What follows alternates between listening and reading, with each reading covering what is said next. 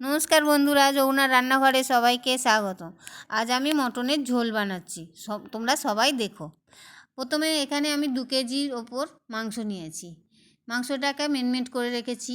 ওতে দই, মশলা, পেঁয়াজ দিয়ে ভালো করে মেরিনেট করে আধ ঘন্টা। এবার কড়া বসিয়েছি, কড়ার মধ্যে আলুগুলো ভেজে তুলে নিয়েছি। এবার ওখানে তেল দিলাম, তেলের মধ্যে পেঁয়াজ ভেজে নিয়ে তুলেছি। ওই মশলা মাখাটা ভালো করে মেরিনেট করে একটু নেড়ে নিলাম। তারপরে আমি ওই তেলটার মধ্যে মাখাটা আমি দিয়ে দেবো।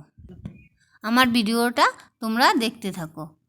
আমি এখানে মাংসটা একটু ভালো করে আবার ঢাকাটা দিয়ে রেখেছিলাম, ভালো করে নেড়ে নিচ্ছি, হাত দিয়ে ভালো করে মেখে নিচ্ছি। মশলাগুলো যেন পারফেক্টভাবে প্রতিটা ইয়েতে যেন ঠিকঠাক লাগে। আমি লাল করে পেঁয়াজটা ভেজে নিয়েছি। ওর মধ্যে সব মাংসটা অল্প অল্প করে পুরোটা দিয়ে দিচ্ছি।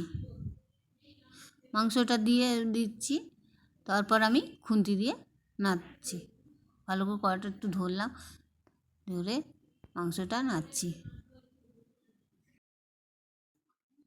মাংসটা আমার এখন হয়ে গেছে।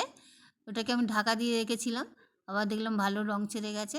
আমার মাংসটা সম্পূর্ণ রেডি। আমার ভিডিওটা ভালো লাগলে একটা লাইক করে দিও।